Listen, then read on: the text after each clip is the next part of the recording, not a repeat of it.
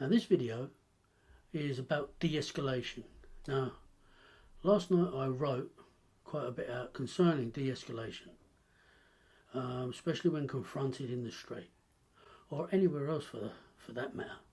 But what I'm going to do is I'm going to take you through what I wrote and talk about the points of de-escalation rather than having to get into a physical fight. If you can de-escalate and move away, that's better. That's pure self-defense. So here we go. Now, what sometimes starts out as a discussion can sometimes turn into a physically dangerous situation, and you didn't even see it coming. Well, you won't see it coming because you're going to be too involved in the discussion or argument. Well, people can turn, boom, just like that, and become really, really dangerous people. Now, it can be a number of things that make it happen. An unkind tone in the voice, a disdainful look, and sometimes it's just someone out looking for trouble. They just want to fight. They may be high or drunk or just nasty people, but they want to get into a fight and they want to hurt someone. Of course, arguments are part and parcel of the human condition. There's nothing we can do about that. We all want our point to be made and for people to hear it and know that we're right. I mean, in fact, arguing occasionally is good for you. I mean, it's good because rather than keeping things inside, you let them out and the other person can see what's happening. Now, usually that's only with friends and family. You couldn't do that with someone on the street, but because it just wouldn't work. Now, if a situation is turning really unpleasant, sooner or later will become a physical confrontation. You are going to want to seek safety. Now, safety doesn't mean turning tail and running away, because they'll chase you and catch you, and and it's just going to be a bad situation all round. What it means is taking a step back, increasing the distance between you and the other person to make yourself safer. The more ground he has to cross to get at you, the safer you are. If you happen to find yourself in one of these situations, how do you get out of it? That's the question. How would you talk to the person? What would you talk about? How would you try and calm the other person down before it turned into a very dangerous physical confrontation? Try not to let things get too heated in the first place. If the person is intent on having a go at you, use language that will not antagonise the person. This might sound like an obvious point, but it's one worth making. The best way to avoid an argument is not to let things get to the point where they are going to happen that way. If a violent situation is going to erupt and you know it's going to erupt, you need to move to a safer place if you can. Use your voice. Be confident. Let them think you're in control of yourself and what's around you. Even if you're not, be confident. Stand up straight. If there are other people around, move towards them. If you're facing more than one person, stay in control of yourself. Stay in control of yourself. Appear confident and use language. Use your voice. Project your voice so that they understand what's happening. I mean, that could mean many things. I mean, if you're talking someone down, then maybe you want to reframe what they're saying or what you're saying.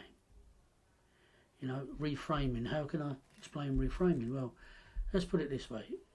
A young mother with 3 kids, she goes to the doctor and she says, "My God, they're on at me all day. I can't stand it. I can't stand it." Well, to reframe that, the doctor would say, "Oh, your kids love you so much. They want to be with you all the time, and they just want to be with you because they love you." So that's reframing what that was, so that you can look at it from a different angle or a different aspect. So, if someone is saying something to you, if you can reframe that and give it back to them in a positive way, you may be able to get away with the situation. You can use language like, "You're making me feel threatened. You're you're making me feel unsafe, you know. I'm going to move away now, and I'm going to leave, you know, all the while watching. I mean, don't forget, never take your eyes off the person. You don't know if they're armed, unarmed, whatever. Keep your eyes on the person. I mean, taking a step back does sound like the obvious thing to do, but in a situation like that, you get what's called an adrenaline dump. And when you get that adrenaline dump, the adrenaline spreads throughout your system really quick, and you will shake, feel like vomiting. You'll think you're scared. You're not. It's just adrenaline preparing your body for the fight, flight or freeze reaction. And you've got to learn to control that by projecting your voice, by standing up straight, by being confident. Or even if you pretend to be confident, they don't know that you're not confident, because you're projecting yourself as though you are confident. And now, to tell you the truth, sometimes avoiding the argument or the physical confrontation means stepping away and swallowing your pride. Sometimes you need to swallow your pride to stay safe. Interrupting certain patterns of behaviour. And if you can do that to a person who you're arguing with, or who is trying to set you up for an attack or something, it can completely change the dynamic of the situation. Now, you will get people that come up to you and act really angry about really small things. Now, of course, these people are no more dangerous than any other person. All got 2 arms, 2 legs, 1 head. But sometimes people, mentally ill people, drunk people, people on drugs, they don't have the ability always to see right from wrong. So within their minds, what they're doing is right, and you need to be punished or attacked, whatever. So you have to keep an eye open for that. You have to look and read body language, and you have to use non-threatening body language. You're moving away, you know, I'm going to leave now. Really need to watch the body language, not just listen to what they're saying or concentrate on what they're saying. In a typical street argument, both people are trying to get their way.